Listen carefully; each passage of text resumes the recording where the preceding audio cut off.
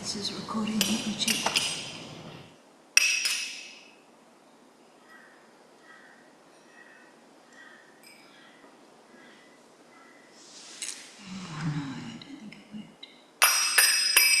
Jaya Radha Madhava Kunja Bihari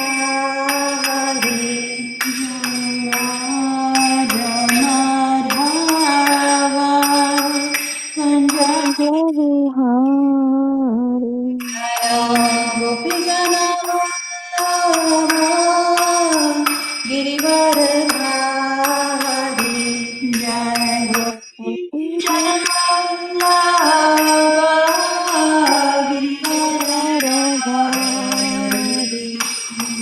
Yashodanandana Vraja Jana Ranjana Yashodanandana Vraja Jana Ranjana Yamunatira Vanachari Yamunatira Vanachari Jaya Radha Madhava Jabihari Jaya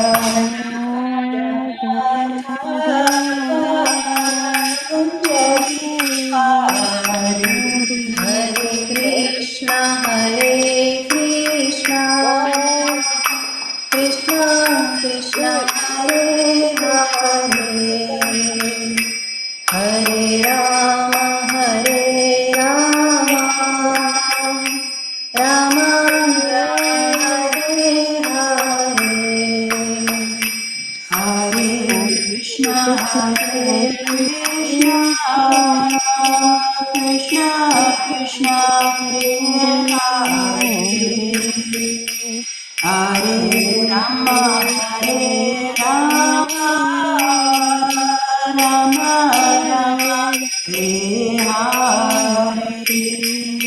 Hare Krishna Krishna Krishna Hare Hare Hare Rama Rama Rama Hare Hare Hare Krishna Krishna Krishna Hare Hare Hare Rama Rama Rama Hare Hare Hare Krishna Krishna Krishna Hare Hare Hare Rama Rama Rama Hare Hare Hare Krishna Krishna Krishna Hare Hare Hare Rama Rama Rama Hare Hare Hare Krishna Krishna Krishna Hare Hare Hare Rama Rama Hare Hare Jaya Gauranitai Jaya Gauranitai Jaya Gauranitai Jaya Gauranitai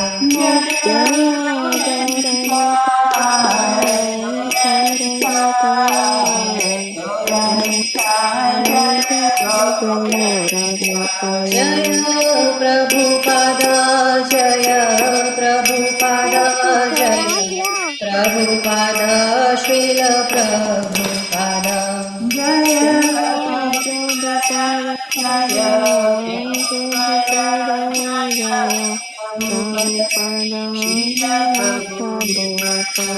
Jaya Jaya Prabhupada Prabhupada Jaya Jaya Prabhupada Jaya Jaya Prabhupada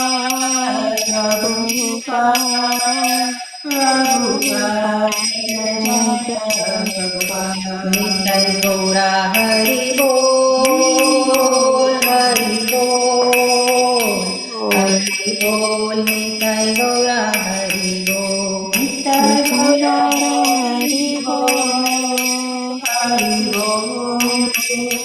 Hari Bol.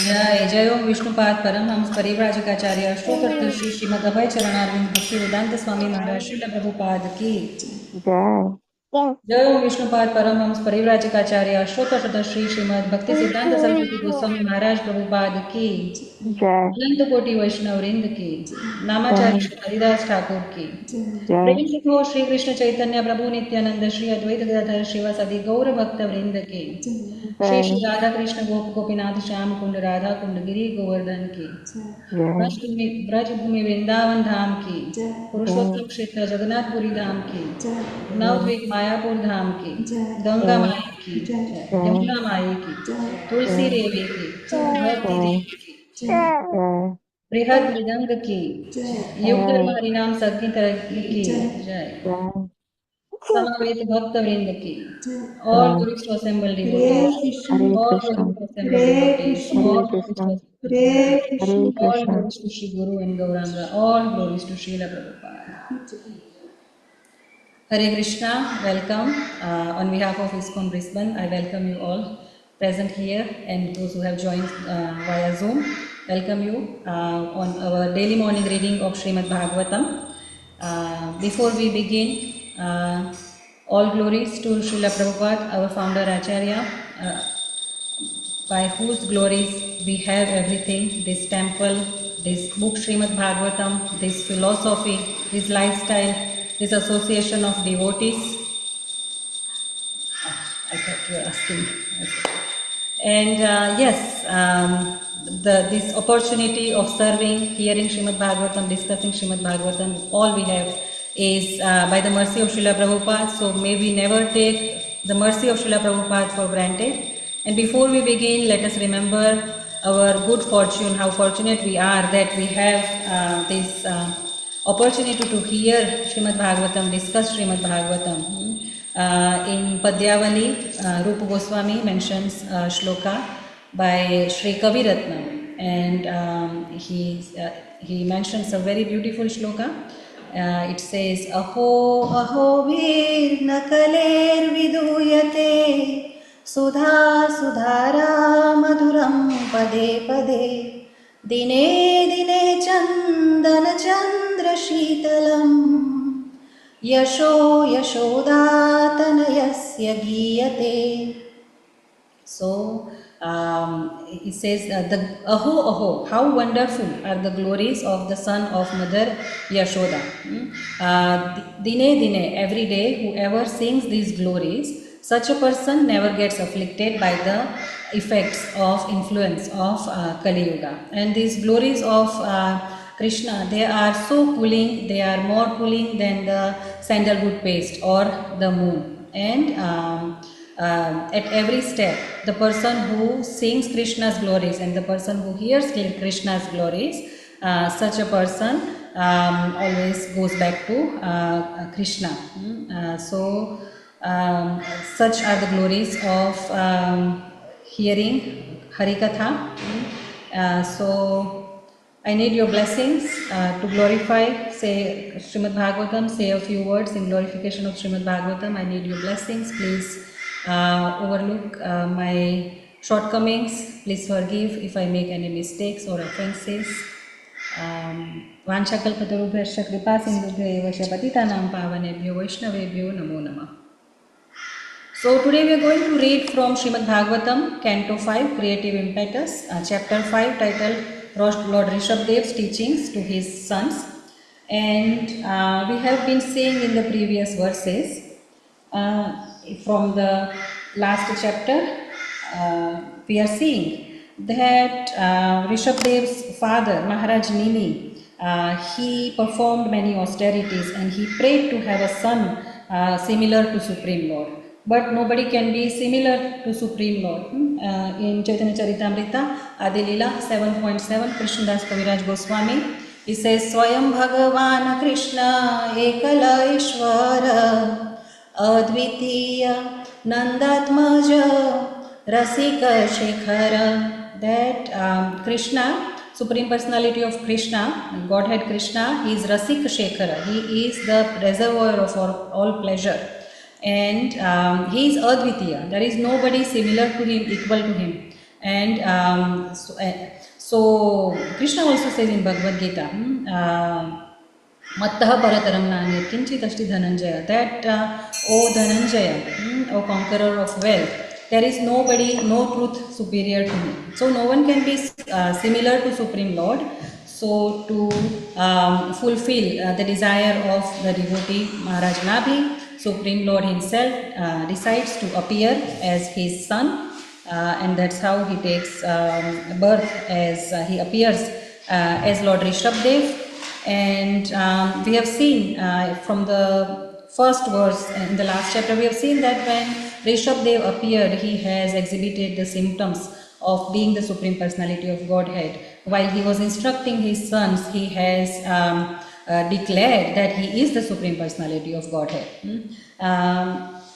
So we have seen that when he was a child, he fulfilled the duty as a brahmachari. He went to Gurukul, he studied well. Then when he left the Gurukul, he gave gifts, Guru Dakshina, to his Guru. So he fulfilled the duties of brahmacharya ashram nicely. Then he entered Grihastha he marries Jayanti, he has 100 sons. He instructs them well, fulfills the duty of a king, husband, father very well. So Grihasthashram he does very well, and then he decides to enter Vanaprasthashram, appoints his eldest son Bharat Maharaj as his successor. He gives very nice instructions to his 100 sons, and when he leaves the kingdom, he starts living. So from until verse 28 of this chapter, we have been seeing the instructions of Rishabdev to his sons. Now, yesterday, His Grace Medhavi Prabhu gave a very nice class on verse 29, and from verse 29, we are seeing what he does after he instructs his sons. So we saw that Rishabdev accepts Avadhuta Vritti. And Srila Prabhupada has also given a very nice class on these verse 30, and Prabhupada explains what Avadhuta is. So Prabhupada explains that there are 4 stages of sannyasa. There is Kutichaka, Bahudaka, Parivrajakacharya, Paramhamsa. So Kutichaka is Vanaprastha who has left home, but he's still living in a hut nearby his home. He still depends on his family for his needs like his food. Then Bahudak, he is a little bit more independent. He does not depend on only one family. He goes and begs for his food from various families, simple food. Then there is Parivrajakacharya. Vraja means to walk, and Acharya means a teacher who teaches by implementing, doing the acharan of the philosophy they are preaching. For example, Prabhupada, we say Jai Om Vishnupad Paramhamsa Parivrajakacharya. So Parivrajakacharya is a spiritual teacher who travels around the world and teaches spiritual knowledge and also implements them himself. So he inspires people and brings them closer to the Supreme Lord. So Parivrajakacharya. Then fourth stage is Paramhamsa. So he is completely liberated. He does not deal particularly with the ordinary people, he is not involved in teaching or anything like that. He is fully absorbed in his Krishna consciousness. So these are the 4 stages of sannyasa, and this avdhuta vritti that Rishabdev has accepted. It is not particularly the 5th stage on this list of sannyasa, but it is Avadhut is a very exalted soul who is above and beyond the social conventions, and he is above and beyond the rules and regulations of Varanashram. So that is an Avadhut. We read in yesterday's verse. Quickly we'll read. After accepting the feature of Avadhut, a great saintly person without material desires, Lord Rishabdev passed through human society like a blind, deaf and dumb man, an idle stone, a ghost or a madman. Although people called him such names, he remained silent and did not speak to anyone. So when Shukdev Goswami is describing such features of Rishabdev, he is saying that he is blind. So So now, does it mean that he is literally blind? For example, Bilvamangal Thakur, he borrowed the hairpin from the lady and he poked his eyes and became intentionally blind. So does it mean Rishabdev did like that? No.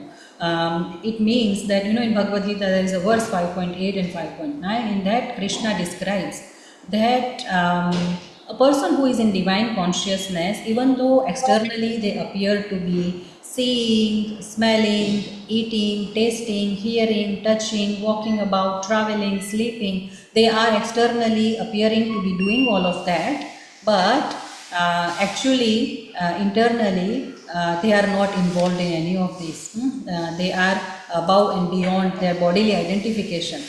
So they are aloof. They are aloof from all of this, even though they appear to be doing that. So Rishabdev is above and beyond his bodily identification, and that is why he is seeing, but he is said to be a blind. Then he says, the Goswami says he is like a ghost. So ghost is a term we normally use for somebody who has left the current body and is yet to be assigned a next body. So does it mean Rishabdev is a ghost? No. Same idea that he has given up his bodily identification. So even if, for example, in Śrīmad-Bhāgavatam we have the story of Maharaj Nimi, he is called Videha. Videha means someone who is above bodily identification. So same thing applies to Rishabdev. So that is why he is called a ghost, madman. Like we read in first canto of Śrīmad-Bhāgavatam, when Shukdev Goswami, he was also an avdhuta. He is also described as an avdhuta. He was walking around naked, passing through villages, and all the inquisitive women and children, they were following him, giving him strange looks because he was looking different. Everyone else was dressed and he was not wearing any clothes. So they were calling him madman. So like that, society, when a person becomes a devotee, we suddenly change how we dress. When we go to temple, we are wearing a dhoti, we are putting a sari on, putting tilaks, we are wearing wooden beads. That's what it looks like on our neck to other people. What are these people wearing? So we look strange to our family and other people. So they also say they have become mad. His case, Grace Patri Prabhu, he was here a couple of months ago. So he used to serve in army. He has done tremendous work in ISKCON Nepal. So I think he is from Russia or Ukraine, from one of these countries. So he used to serve in army, and some devotee gave him Bhagavad Gita saying that, oh, you are a soldier and this book is about a soldier, this book is about war, you must read it. So he read the book, he became a devotee, then he started going on Harinams, and his own mother said that you should leave home. She was very angry at him that she said, you should leave home, you have become mad, what have you done to yourself? You were such a handsome boy, I have raised, and then you are wrapping these bed sheets around you and singing loudly on the streets. You are bringing such a bad name to the family, you should leave home. So his mother also calls him a madman. So society calls Rishabdev a madman, society calls Shukdev Goswami a madman, society calls devotees mad. But who really is mad? Someone who has turned towards God, is he mad? Or someone who has turned their back to Krishna, someone who has turned away from Krishna, who is really mad? So that is the question. So that is what we have seen in verse 29. So we see, in Shukdev Goswami's example, we see, and in example of Rishabdev, we see that there are always two kinds of people. One kind of people, they are seeing someone is looking strange, different, helpless, in vulnerable situation, and they are teasing him, mimicking him, calling him bad names, causing him trouble. So they are enjoying giving pain to that person. That is called parapidan vritti, enjoying somebody else's pain. And there are other kind of people. They will see such a person in a helpless situation, and they will feel that, oh, I should offer them some prasadam, I should offer them some clothes to wear, I should serve them. So these are the second kind of people, who are compassionate kind of people. So there will always be two kinds of people. So while we are reading these pastimes, we are also trying to contemplate what we are taking home. So we always have a choice what to be, right? Whether we want to be the people with parpidan vritti, or we want to be the compassionate ones. Who can notice someone else's pain or need for help and fulfill that need without being asked. It is our choice what we want to be. Srila Prabhupada was compassionate, the most compassionate person like that. The kind of people, the kind of youth that was getting attracted to this philosophy in the beginning of the days, they are not particularly, people living according to Vedic rules and regulations. They are the kind of people that society calls mad. They were doing the drugs, alcohol, they left their homes, they were keeping long hair. They were just enjoying their music, dancing. So Srila Prabhupada, they were not, just as we described Rishabdeva, Shukdev Goswami, they were nearly like them. But that is not what Srila Prabhupada noticed. Srila Prabhupada saw they liked the kirtan, they liked hearing the kirtan, they liked dancing in the kirtan, they had little tendency to serve. So that is what Srila Prabhupada picked, and then he fanned that spark. So everyone we meet has some tendency that they like in Krishna consciousness. So it's just up to us to identify that spark and then fan the spark until it becomes like a fire within them, and all the bad qualities that they have, they can burn away in that fire. So that is an example of being a compassionate like Srila Prabhupada. Once Srila Prabhupada was having a conversation with Dr. Patel, Mr. Patel, I don't know what was the title, I forgot. So they were having a conversation on March 24, 1964 in Mumbai. They were having a walk with Prabhupada's disciples and Mr. Patel, and then Mr. Patel, he was describing what a tremendous change has come into the Western disciples of Srila Prabhupada, how they were living a nice comfortable life in the Western countries in America, and they have left everything, they have come to India.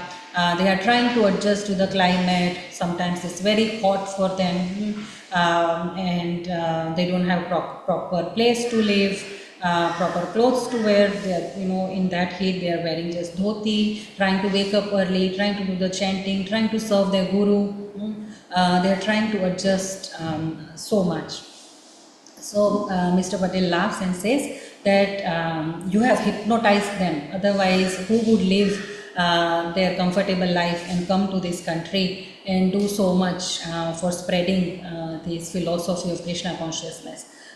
Then Prabhupada says that no, because Mr. Patel was talking about how when they are sleeping, even the mosquitoes are biting their body and they are tolerating all this. So Srila Prabhupada says that no, my disciples know that I am not this body. So they are thinking that never mind mosquitoes, let them bite me, but I am not this body.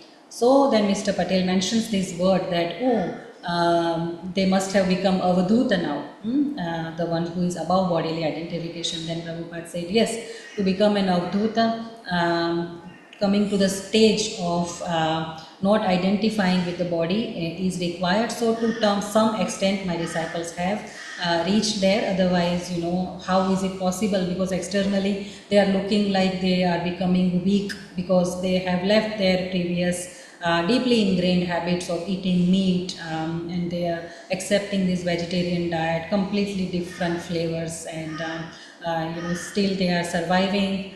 They are trying to adjust, they are looking weak, they are serving so much from 3 o'clock, 4 o'clock in the morning till late at night. Even some devotees were serving Prabhupada when he woke up early to do his writing work. So Prabhupada said externally they appear weak, but see how nicely they are chanting and singing in kirtan. So internally they are feeling so much bliss of Krishna consciousness that they are not weak at all. So now we'll read our verse 30. Narayanam namaskritya naram chaiva narottamam devim saraswatim vyasam tato jayamudire nashtaprayeshu abhadreshu nityam bhagavata sevaya bhagavati uttama shloke bhaktirabhavati naishiki. Om namo bhagavate vasudevaya. Om namo bhagavate vasudevaya. Om namo bhagavate vasudevaya.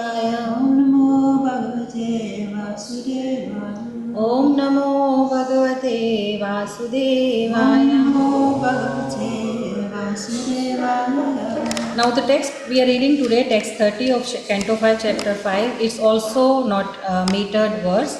It's also a prose, very long prose. And I really appreciate Mataji wrote everything. Oh, so many yes, so nice. I wasn't expecting that. Okay, so I will quickly read this text and then we will move on to word to word. I don't think we can even try to fit it into any meter or try to sing. I'll quickly just read. Tatra tatra puru grama karakhet vaat kharvat shibira vraja ghosha sartha giri vanashramadi shvanupa thama vani chara pasadaihi. This is one word that I just read. So Srila Prabhupada, when he gave a class on this text, he says that in Sanskrit, there are rules of samas and sandhi, and you can make long words using these rules. So that is all for expert scholars, but for us it is important to understand the meaning and the purport. I'll carry on. Paribhuyamano makshika bhiriv vana gajastarjana tadana vameha nashti vanagra vashakudrajah prakshepa puti vata duruktaihi stada vigana yannai vasat sanstana etasmin dehopalakshane sadapadesha ubhayanu bhavaswarupena swamahimavanasthane na samaropitaham mamabhimanatvad vikhandita tamanaha pruthivi me kacharaha paribrahma. Let's move on to word. Please repeat after me. Tatra tatra. Tatra tatra. Here and there. Pura. Cities. Grama. Villages. Akar. Mines. Kheta. Agricultural places. Vata. Gardens. Kharvata. Villages in valleys. Shibira. Military encampments. Vraja. Cow pens. Ghosha. Residential places of cowherd men. Sartha. Resting places for pilgrims. Giri. Hills. Vana. Forests. Ashrama. In the residential places of hermits. Adishu. And so on. Anupatham. As he passed through. Avani chara apasadahi. By undesirable elements, wicked persons. Paribhuya manaha. Being surrounded. Makshika bihi. By flies. Eva. Like.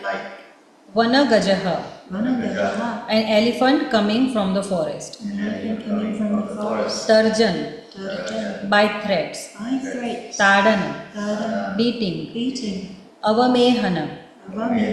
Passing urine on the body. Stivana. Spitting on the body. Grava sakrita. Stones and stools. Rajaha. Dust. Prakshepa. Throwing. Putti vata. Passing air over body.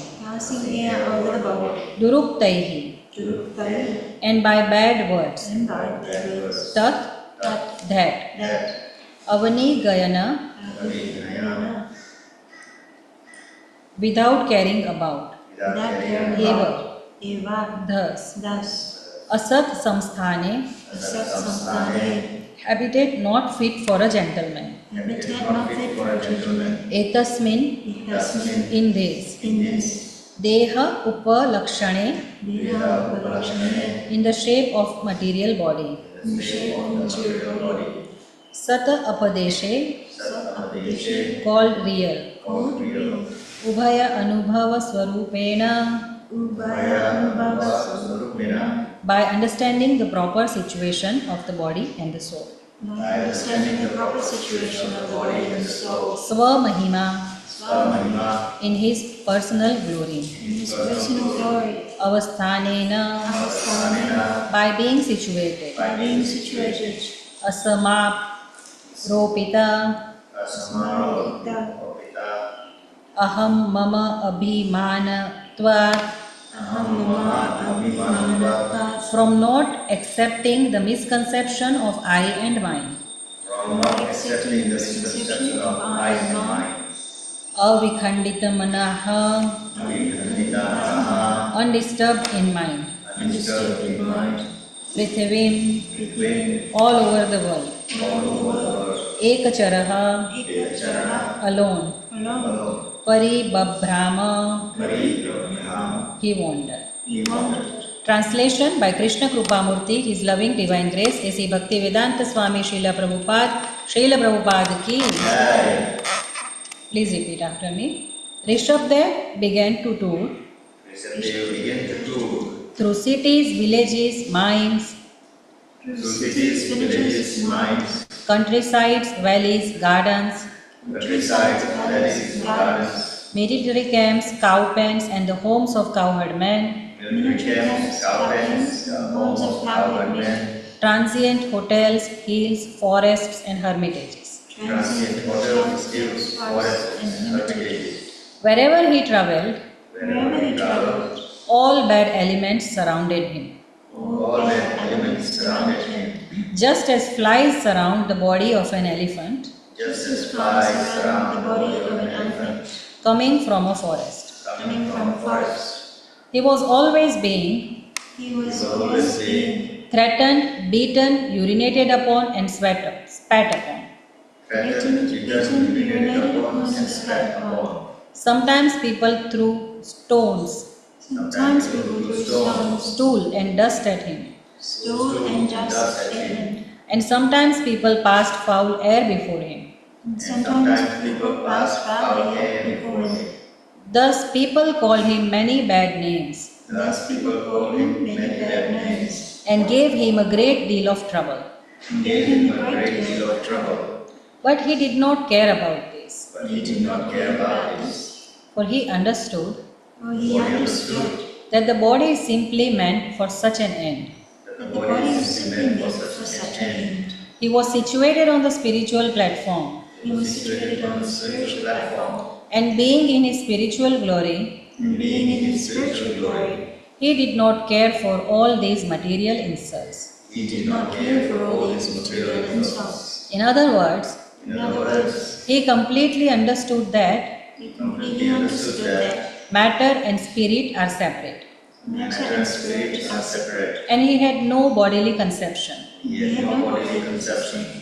Thus, without being angry at anyone, Thus, without being angry at anyone, he walked through the whole world alone. he walked through the whole world alone. Purport by Srila Prabhupada, please hear. Narottam Das Thakur says, Deha smriti nahi yara, samsara bandhana kahatara. When a person fully realizes that the material body and world are temporary, he is not concerned with the pain and pleasures of the body. As Shri Krishna advises in Bhagavad Gita 2.14, Matra sparshastu kaunteya shitoshna sukha dukkada agama painu nityas tam stitikshva bharata.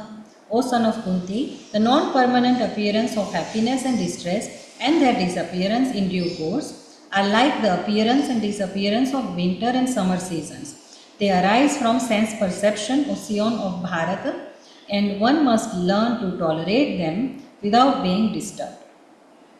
As far as Rishabdev is concerned, it has already been explained, idam shariram mamadur vibhavyam.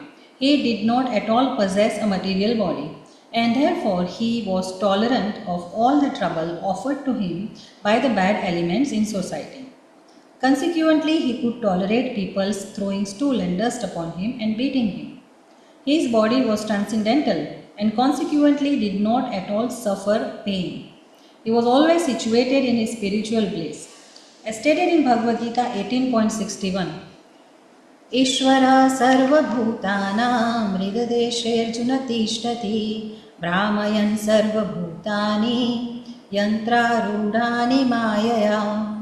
The Supreme Lord is situated in everyone's heart, O Arjun, and is directing the wanderings of all living entities who are seated as on a machine made of the material energy.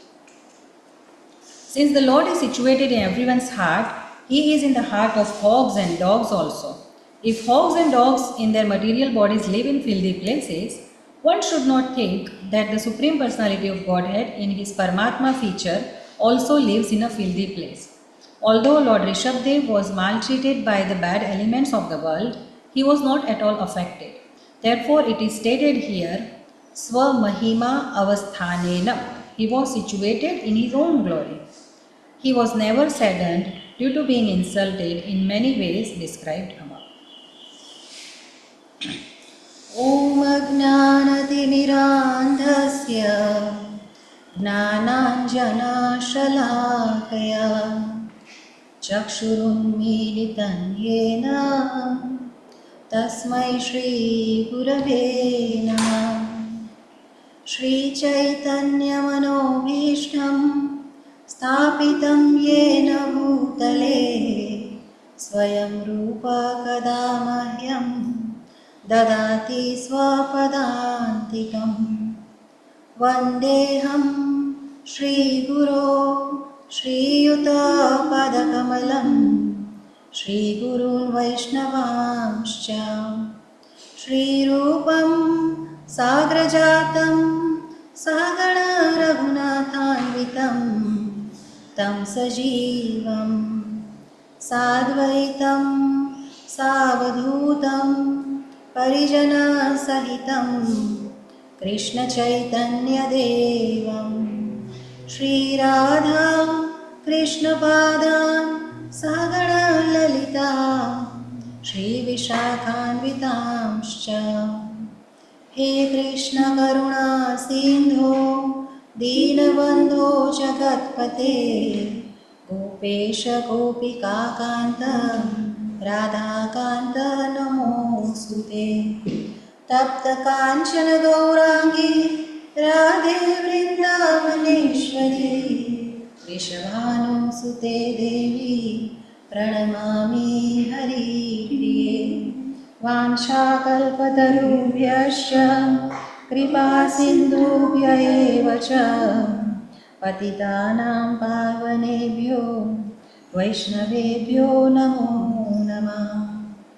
Namo Vishnupadaya Krishna Preshtaya Bhutale Srimate Bhaktivedanta Swaminiti Namine.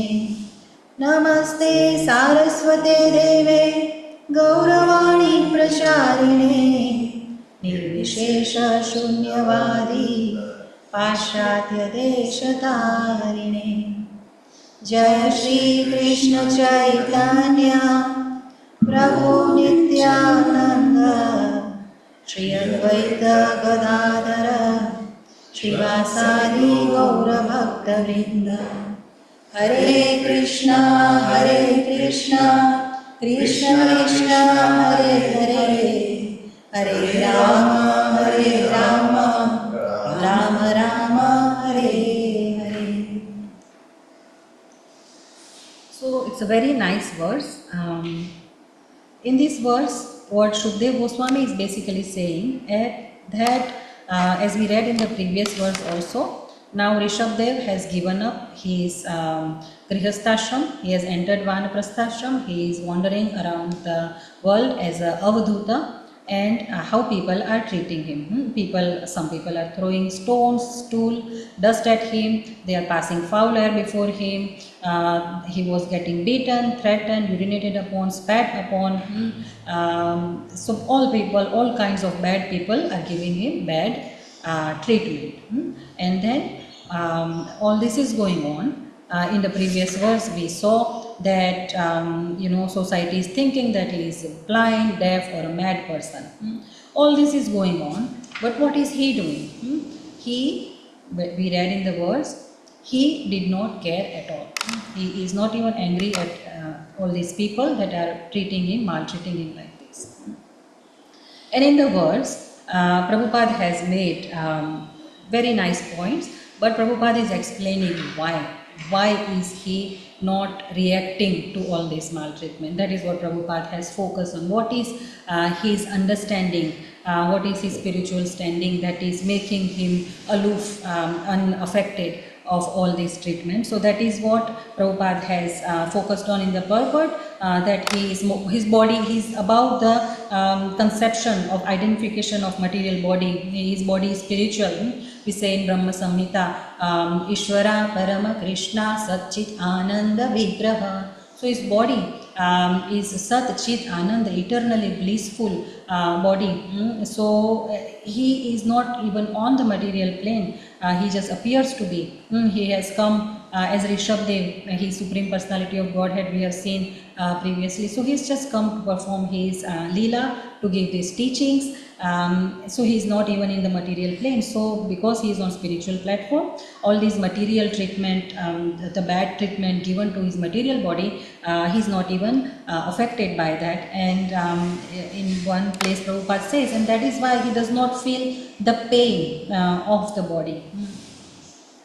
In further verses we will read that he even becomes acting like a python. He just in the lying down position, he does everything. He is eating, he is drinking, even passing urine and stool, and just to keep the ordinary people disturbing him, he is even smearing the stool and urine all over his body. But his body is spiritual, and all the eliminations from his body, they are even so fragrant that around 80 miles around his body, the divine fragrance is spreading. In our parampara, Gaur-Kishora Babaji, it is said, he is the guru of Srila Prabhupada, guru of Srila Bhaktisiddhanta Saraswati Goswami Maharaj. So it is said that he used to do his sadhana, he used to do his chanting sitting next to a toilet, so that ordinary people don't bother him. Otherwise, in India, people go to Babaji's with all their material problems, that, oh, my son, is not getting married, my daughter is having difficulty having children, all these material problems, please bless us, they go. So to keep them away, Gaur-Kishora Babaji also is said to do his sadhana sitting next to toilet. So all these exalted souls, they are above and beyond the material conceptions, the rules set by society. So that is why they can be aloof of the pain that is given to the body. So when we are discussing these things about Rishabdev, the first thing we need to understand that Rishabdev is not an ordinary person. As soon as he was born, he displayed the symptoms of being Supreme Personality of Godhead on bottom of his feet. We had a whole class, 1 hour class on the symbols, just the symbols on the bottom of his feet. So he has, and in his instructions also, he has established that I am the Supreme Personality of Godhead. So he is not an ordinary person, first thing first, he is Supreme Personality of Godhead. And we have seen that he has had 100 sons, he has given them instructions, and he has given his throne to his successor. He has chosen Bharat Maharaj, and so he has performed his duties of Varnashram really well, and after that he has become an Avadhuta. And then it is described in the Bhagavatam that even eventually he goes to Kuttakachal, place called Kuttakachal, and then he lets his body be burnt away in the forest fire there. So the crux of this verse, that Prabhupada, what he has extracted, is that Rishabdev is above the bodily identification. He, no matter what he did externally, but he always remained the expansion of Lord Vasudev. So it's not that he is trying to act like a madman, so that he's not trying to be liberated by acting like a madman, but he's acting like a madman because he is already liberated. Actually, the concept of liberation, it doesn't even apply to him. It applies to ordinary souls like us.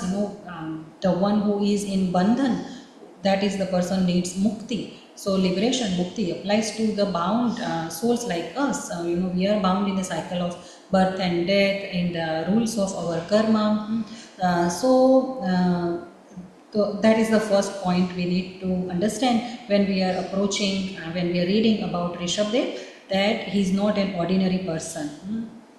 And second thing, Prabhupada later talks in the following purports also that, and in this verse also it comes, he understood that the body is simply meant for such an end. So in one of the classes Prabhupada has given, he has said that, there is a religion, Parsi. So in that religion, when a person dies, they put the dead body on some sort of tall tower and the vultures eat the body.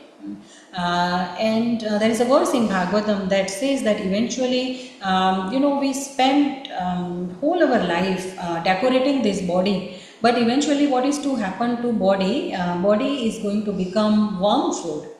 Either, if you are Hindu, you are going to be burnt away, you will become ashes. There is a very nice bhajan in Hindi. Those who understand Hindi, they will be able to relate. It says that chun chun maati mahal banaya moorakh ke ghar mera nahi ghar mera nahi ghar tera hoye jagat mein fera राख में मिल जाना रे बंदा माटी पावन से उड़ जाना माटी में मिल जाना. Very nice bhajan. It is saying that don't be so proud of this body or the achievement of this body or possessions of this body, because one day you are going to be burnt away and you are going to become ashes and you are going to become one with the mati mein mil jana, going to be one with the soil, and wind will come and you will blow away like that. So there is no point in being proud about the body.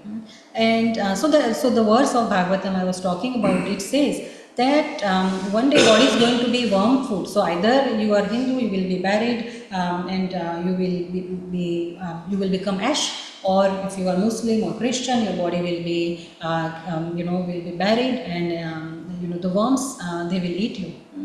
So there is no point. It's so right when Shukdev Goswami is saying that body is meant for such an end. But this is the difference between us and Rishabdev. We focus whole our life in decorating this body, keeping this body well. The whole health food industry these days, gym industry, health food industry, weight loss industry, cosmetic industry, cosmetic surgeries industry, yoga, whatever is going on, this is all focused on body only. But Śrīmad-Bhāgavatam, through verses like this, is teaching us. In Bhagavad Gita, Krishna is teaching us that we are not this body, we are the spirit souls. So that is the platform we need to act from.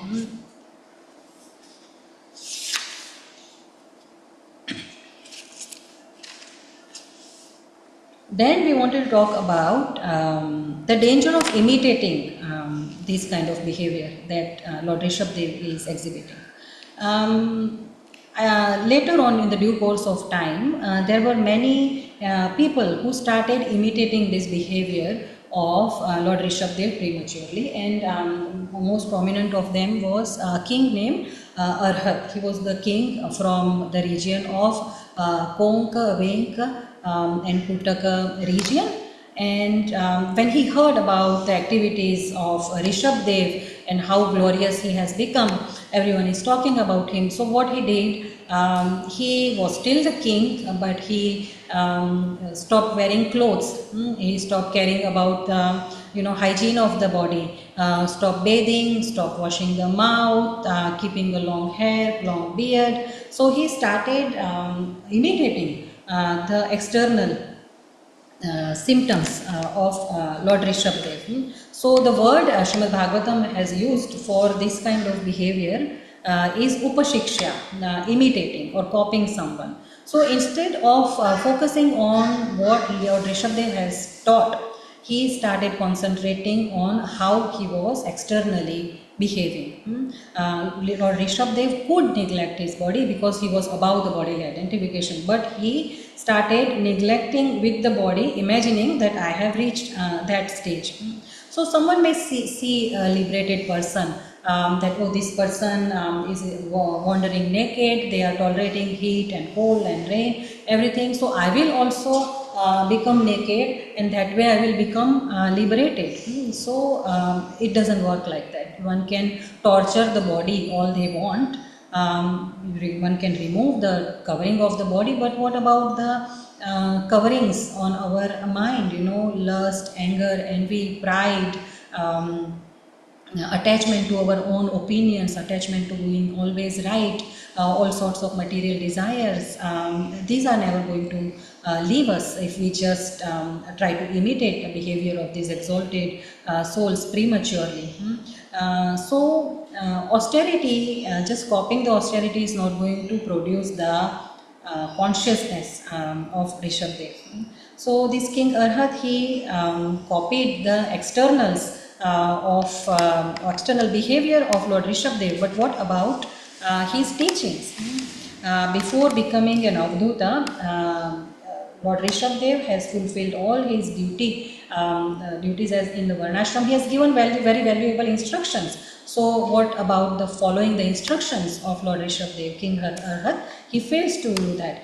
Very first instruction in this chapter, when Lord Rishabdev starts talking to his son, very first instruction he says, Tapo divyam putrakayena sattvam shuddhyed asmat brahma saukhyam tvanantam. That you do austerity to attain the divine position of devotional service. The do austerity, attain devotional service, heart will be purified, and then eternal, then you will attain Brahma Saukhyam, the eternal blissful life. So that is in the very first instruction Rishabdev has established that you do austerity to come to the stage of loving devotional service, and then you will get the eternal blissful life. So King Arhat and people like him, they failed to follow this instruction. In a purport for next chapter, verse 12, 5, 6, 12, Prabhupada has written that the symptoms of Kali Yuga are predicted in the 12th canto, 3rd chapter of Śrīmad-Bhāgavatam. Lavanyam Kesha Dharanam. It is predicted how fallen souls will behave. They will keep their hair long and consider themselves very beautiful, or they will pluck their hair. So Prabhupada has said that in the current time, in that time, Prabhupada said that hippies, they fit this description. Śrīmad-Bhāgavatam says that in Kali Yuga, many non-Vedic movements, many non-Vedic religions will start who will focus on the external procedures like asnana, achmana, ashaucha, kesha lunchana, which means like not bathing, not washing the mouth, not following the rules and regulations described to follow after the Shauchakriya, plucking the hair or keeping the long hair. So in Kali Yuga, Śrīmad-Bhāgavatam has predicted that such kind of non-Vedic religions, they will start. In verse 5, 6, 9 of Śrīmad-Bhāgavatam, this was predicted already. Shukdev Goswami says that the king of Konka, Venk and Kutaka, whose name was Arhat, heard the activities of Rishabdev and imitating Rishabdev's principles, introduced a new system of religion. He gave up the Vedic principles and concocted a new system of religion opposed to the Vedas. That was the beginning of Jain Dharma, and many other so-called religions followed this atheistic system. So this was already predicted by Shukdev Goswami in Śrīmad-Bhāgavatam. And we see in today's Jain community in religion, actually when I was studying, I used to study in a school that was run by Jain trustees. So I used to live in an area where most people, 95% people were Jains. So I have seen it very closely. Our school building itself, some part of our building was called Aimbil Shala of the Jain. So Jain female sadhvis, they used to live there, and we used to see them, how they don't wash, they don't bathe. They don't wash their mouth, and they perform prolonged austerities, like fast for 30 days, they call it mask shaman, or fast for 8 days, atthaitap for 15 days, they just survive on boiled water, that only until the sun sets, and after that they don't have anything. So extreme torture to the body, and that too, the girls that used to study with me, like girls in grade 3 or 4, young girls like that, they would do this kind of austerities. And even some of my classmates, they have taken diksha in that path, and at very young age, like age of 8 or 10 years old, and it's a very huge celebration when they take this diksha. And it is said, they have very strict rules in the monastery, in the female or male, and they have 2 different paths, Shvetambar, Digambar. Shvetambar, they wear only whites, and Digambar, the male sadhus in that path, they wear directions, they remain naked. So it is said that in their Diksha ceremony, they pluck their hair with hands, they don't shave it, in each individual hair, they pluck with hand, and in doing that, even if one tear falls from their eye, they are disqualified from the Diksha. So such strict rules about austerity, external austerity. But the point we are trying to make, what Śrīmad-Bhāgavatam, and further in the next chapter also makes, that the severity of austerity does not determine how elevated someone's consciousness is. Someone may fast for 30 days, or stand on one leg, or pull their hair, don't wear shoes, or never travel in car or plane. They follow all these rules. But the question is their consciousness surrender to the Supreme Lord? If not, then it is just swapidan vritti. They're just enjoying giving pain to themselves and thinking that I'm doing some very exalted, very high level of austerity. So what King Arhat, what has done, the imitation of Lord Rishabhdev, it's a very dangerous reversal. The process Lord Rishabhdev has given, the true process, is that you perform austerity, you come to the platform of devotional service, you develop surrender, complete surrender to the Supreme Lord, and then detachment will come as a byproduct of it. And then automatically you will come above your bodily identification.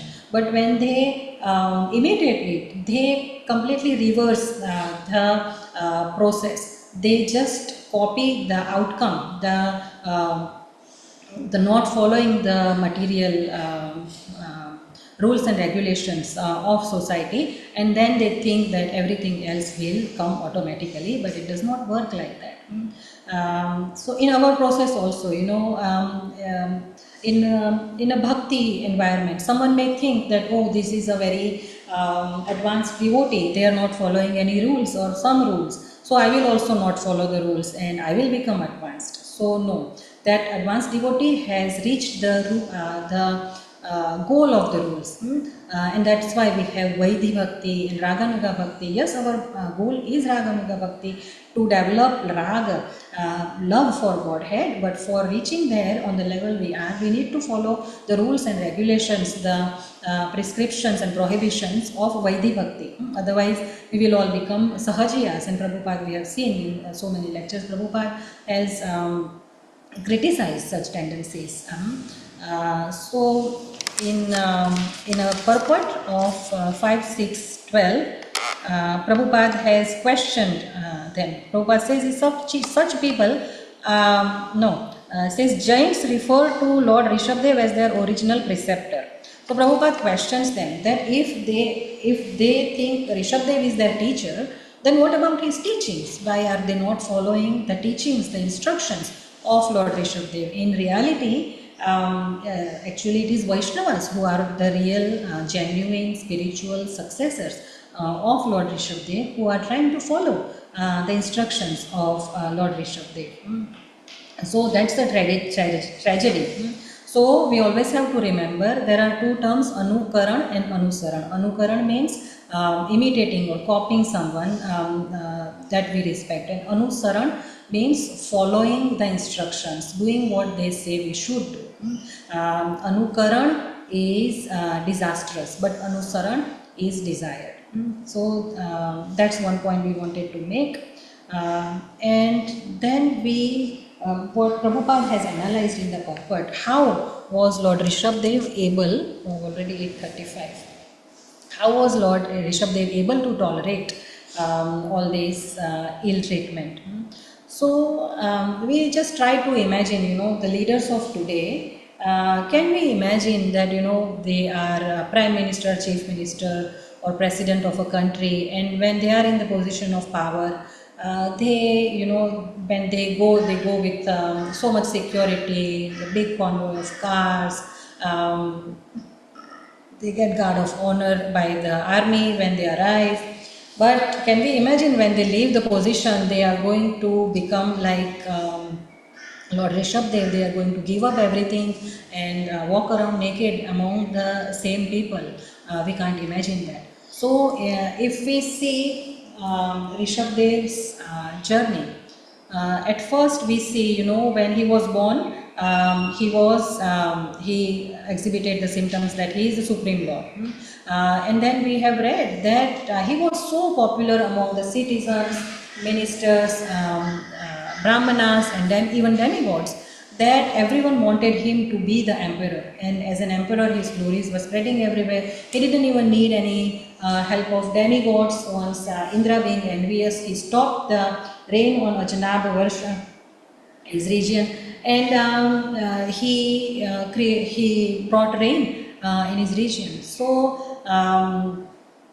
he has seen the glory, he has seen the man, and now when he has given everything up, he is just walking around without any royal honor, or he is not going in some chariot or on an elephant or horse, not surrounded by his soldiers. So this is how people are treating him. So same Rishabdev, he has seen the man and Atman. So this is what Krishna has said in Bhagavad Gita verse 12.18 and 19 about the dualities. He says, Samaha shautro cha mitre cha tatha mana apmanayo shitoshna sukha dukkheshu samaha sangha vivarjita. That the person who is equipoised towards their enemy and friend, in Shita and Ushna, heat and cold, in Sukha and Dukkha, in happiness and distress, such a person is very dear to me.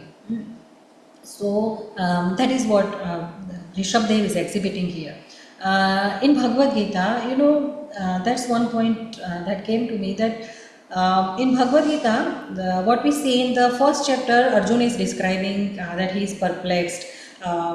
He says, my Gandhi was shaking, my hands, I don't want to fight. He says, on the opposite side, my family is there, my cousins are there, my gurus are there, my uncles are there, I don't want to fight. If winning means killing all of them, if I kill all of them, all the women, they will become widows, and the miscreants, they will exploit them.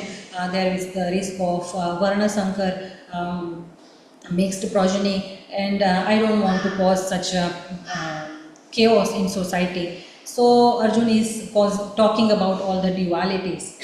And what Krishna does is, first of all, he chastises Arjuna what kind of degraded importance has come upon you, where are you getting these impure ideas from, at such a hour of crisis. And then Krishna starts talking about the science of soul. He is talking about dualities. Krishna starts talking about science of soul. That is what we see in the chapter 14 and then chapter 2, verse 24, verse 14. Here Prabhupada is also mentioning that verse. Matra sparshāstu kaunteya. So, what's important to understand is to come to the platform of of being above and beyond material body. One has to first understand that I am not this body. One has to understand the science of soul, and that is why Prabhupada has said the ABC of spiritual life is understanding that I am not this body. I am the spirit soul. And that is why Rishabdev understands that I am not this body. He is not on bodily platform. So that is why he can tolerate. Otherwise, tolerate is not the only thing. Even material people, they also tolerate so many things. We see, when we were children, we used to tolerate so many things. So much homework, writing so much, staying up all night. Politicians, we see, when elections are coming closer, they are not sleeping enough, campaigning, traveling here and there. Businessmen, we see, businessmen, he works all day. When we see them spending, we feel like, oh, they are so rich. But when we see their life, they are 24/7 working. So everyone is doing, even material people are doing so many austerities. But this material austerity or any kind of austerity does not last long, because the aim is material. So one point we wanted to make is tolerance comes from understanding that we are not this body, we are the soul. But is tolerance the highest achievement? After tolerance, Lord Chaitanya Mahaprabhu has told us, Trunadapi Shunichena Taroriva Saishuna Amanina Manadena Kirtaniya Sadahari. He has told us to be like a blade of grass. People will come and walk all over you, but you be a manina. You don't expect any respect, but you give respect to everyone. So Chaitanya Mahaprabhu has set a very high standard for us. So beginners have to tolerate, but those who are advanced, the insults or bad treatment doesn't even affect them. So because they are detached, they are in the understanding that I am not this body. So tolerance is stage 1, then detachment is stage 2, that I am not even being affected. And tolerance also, it has to be a choice. You have the power to retaliate, but you choose not to retaliate. Like we see in the first canto about Parikshit Maharaj, when Shrungi, he curses Parikshit Maharaj. Parikshit Maharaj has the spiritual power to counter curse him and negate the effect of Shrungi's curse. But he accepts the curse. He decides to give up his kingdom, go to the forest, and hear Harikatha for the rest of his life. So tolerance has to be a choice.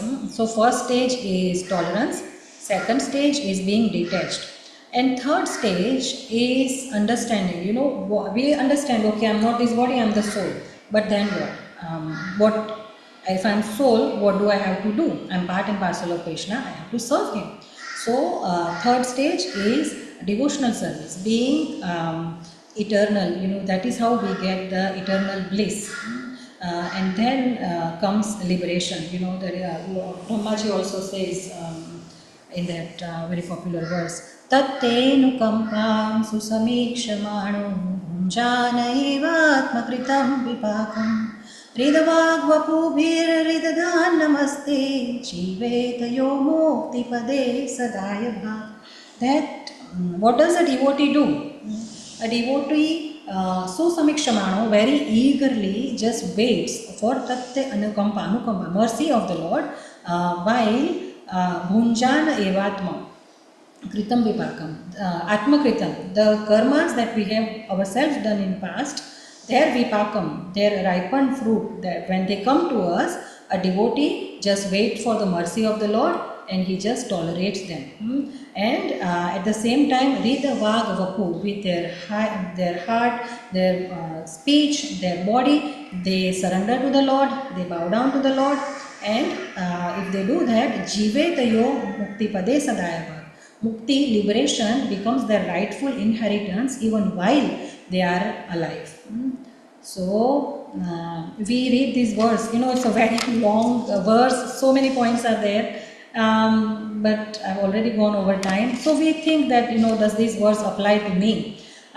Yes, every day Rishabdev is showing extreme tolerance. But in our life, in our daily life, we also face small tests every day. Sometimes somebody criticizes us, doesn't agree with us, they have different opinions, or we do some service, doesn't get appreciated, we don't get the credit, somebody else gets the credit, or we get blamed unfairly, someone is angry at someone else, but showers all their mercy on us.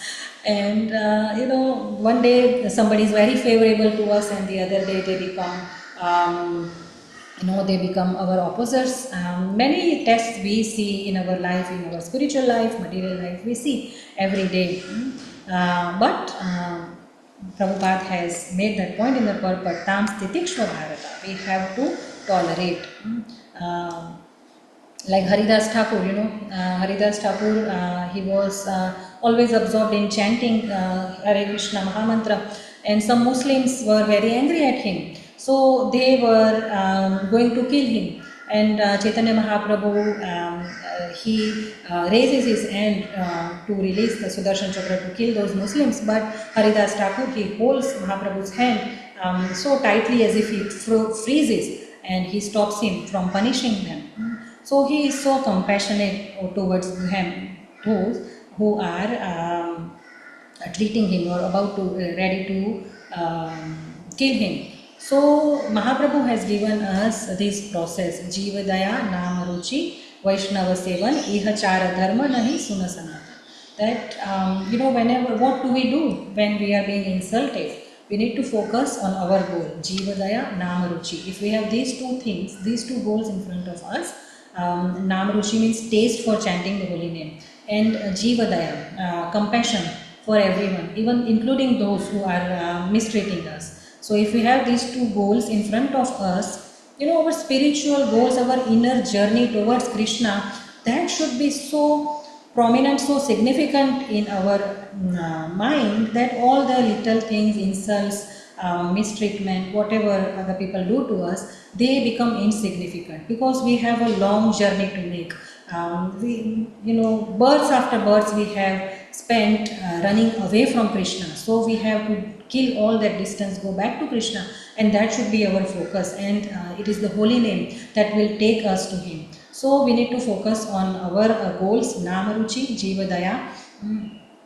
So many devotees, out of Jivadaya, out of compassion for the souls, so many devotees have tolerated so much insults. I will quickly share some examples. There was a devotee, Prabhupada's disciple, called Brahmananda Prabhu. Śrīmad Prabhu will know this. Prabhupada instructed him and Garga Muni to go and preach in Pakistan. So at that time there were two Pakistans, East Pakistan, West Pakistan.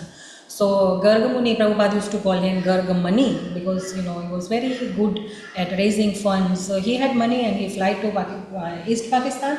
But Brahmanand Prabhu, he went through so much struggle. He took lift from different people. From Turkey he left, and by road journey he reaches Pakistan, and he goes to Lahore, and some Muslim country, and he is holding Bhagavad Gita in his hand trying to preach, and people even spat on his face. So he has tolerated all that.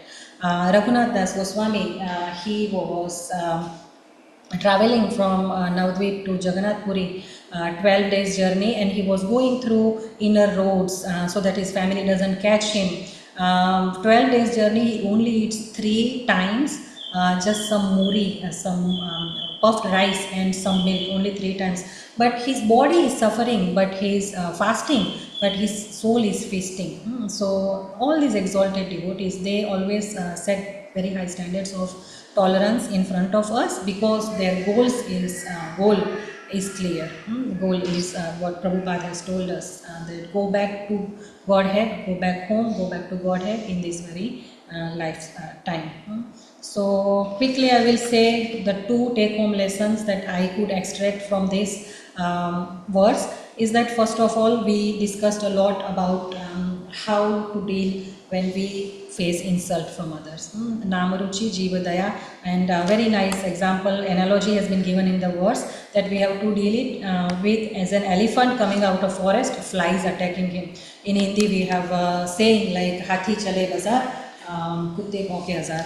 So if elephant is walking in the market, 1,000 dogs may bark at him, but he doesn't stop and bark back at the dogs. So that kind of attitude we need to develop, but it should be based in spiritual understanding that we have discussed. And the whole class, we have been talking about me, what I will do, I will get affected. We have been focusing on what I will do if I get insulted, but at the same time we need to also think that we don't be these bad elements that are giving trouble to someone. We don't be that person in someone else's story. So we be compassionate and we try to give them Krishna consciousness. That is the biggest gift we can give someone.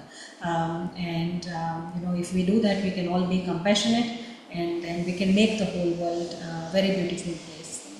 So I had many more things to say, but only got half an hour. By the time we read the verse and everything, half an hour was already gone. So I will conclude here. I'm sure other senior devotees could see more lessons that we could learn from this verse. So if they want to share, if they want to highlight any mistakes I made, please correct. Online devotees also, if you want to share something, please share. Thank you so much.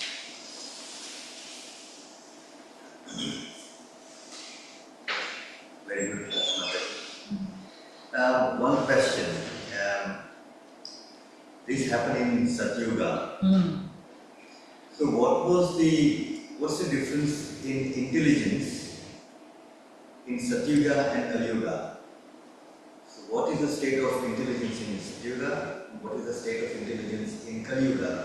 What's the difference in that? Yes, we have read in Bhagavatam, in Kalyuga people are of Manda Buddhi, Manda Bhagya, short-lived, short intelligence. So intelligence is definitely lower in Kalyuga compared to Satyuga. But why were you asking? The reason for my question is that in that Satyuga, how come people were so intolerant to a person in that Avduta state? Yeah. Why didn't they know? Yes. Because the intelligence is high in Satyuga. They should know that this person is Avduta. You you don't treat them bad. Yeah. So even having that high intelligence in Satyuga, they were behaving in such a way. What to speak in Kalyuga? Actually in Kalyuga we have seen some recent examples in past 5 to 10 years in India, that where the people who were living in Avduta state, may that be a material or spiritual, we would not know. But they have been now, in India there are individuals, now they have made a samstha, where they actually treat them properly and give them a proper safety net. So in Satyuga and in Kalyuga, there is still so much difference in the intelligence. Sometimes I'm thinking when we go through these stories of the devotees and the Lord Himself being suffered in such a way in Satyuga, what's the difference between Satyuga and Kalyuga? Yes, Prabhu, we see in every society bad and good will be there, but the percentage varies. In that time, percentage of miscreants will be less, and we need to. We think that who are these people who are mistreating Lord Rishabdev so badly? Even we can't think of treating someone like this. If we don't like someone, we don't talk to them, we avoid them. but we don't go to such an extent. But first thing, this is Lord's Leela. He is, trying to make a point of coming about the bodily conception. And we see in Krishna Leela also there are good and bad people, and that is why, to punish the miscreants, that is why Lord comes. And we see that, Lord Rishabdev, before he was a king, an emperor of the whole world, but now he is not going around with any external symptoms of being a royal or being exalted. Is purposely, to hide his effulgence, or to say he is keeping long hair and not wearing any clothes. So he wants to wind up his Leela. Maybe this is his Leela. But I think the percentage of bad people, percentage of low intelligence people would be less in Satyuga, and it increases in Kali Yuga. Prabhu, what would you like to add? See,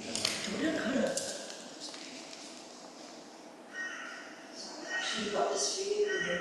That was really amazing.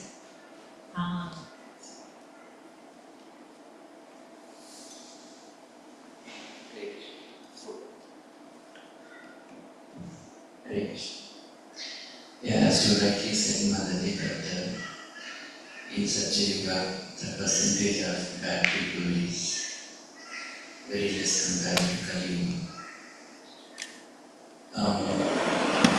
Prabhu is asking that even if they have that bad intelligence in Satyuga, but how come that they are treating a great personality like Krishna? So we can have bad intelligence, but bad intelligence can be used for sense gratification. But when intelligence is used to offend a great personality like Krishna, that intelligence is not, it is unexplainable. It is not even bad intelligence. It is a very offensive behavior. So, that varies from age to age. But what we have to understand is, just like different parts of the body requires different exercises for building the strength, isn't it? If you want to build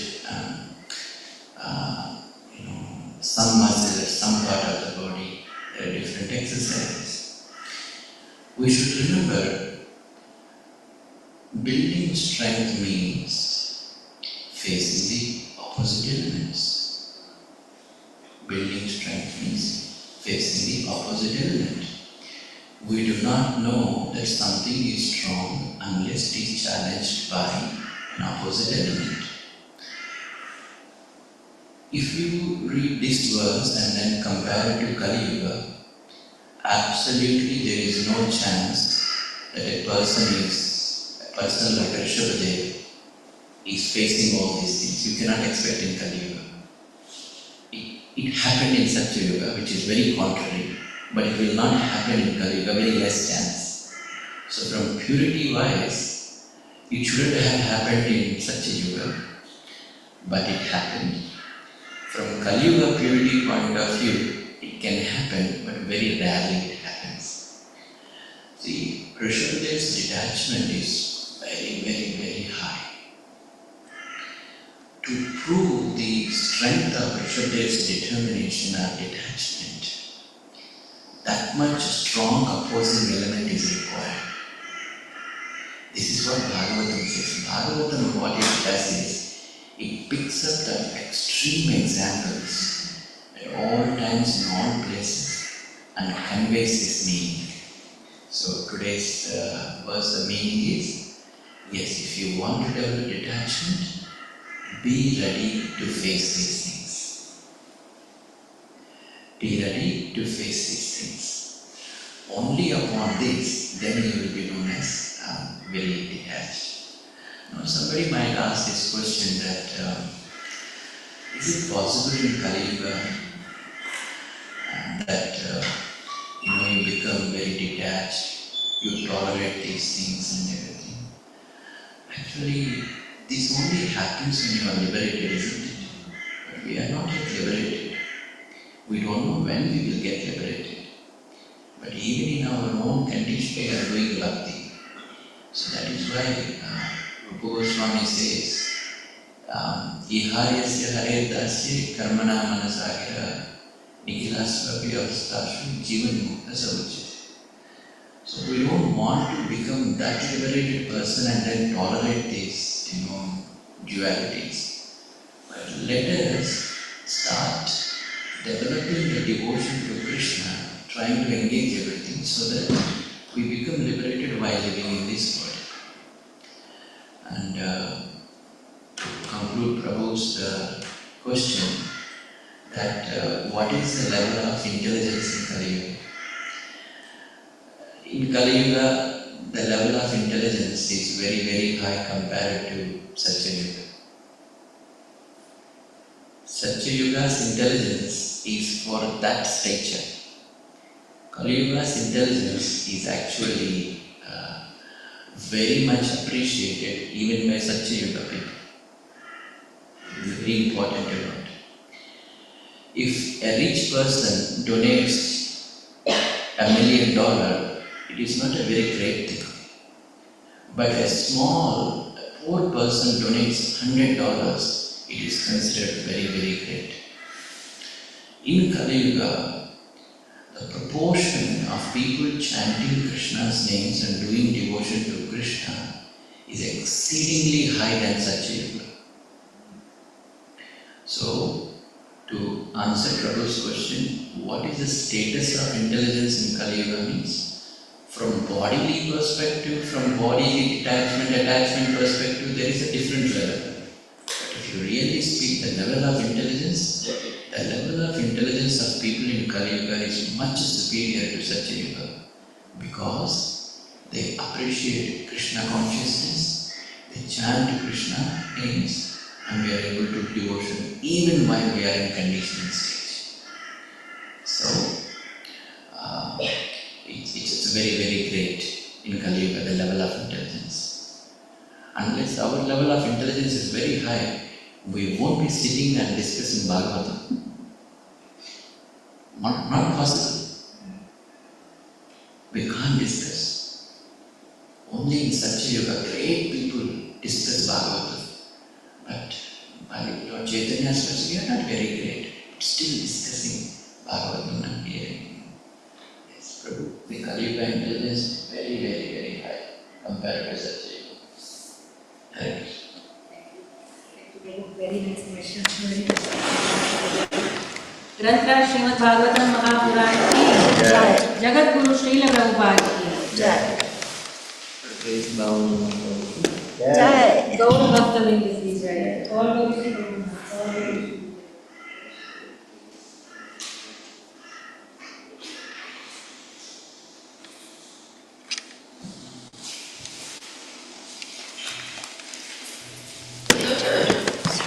Done? Oh, okay. Hare Krishna everyone, thank you for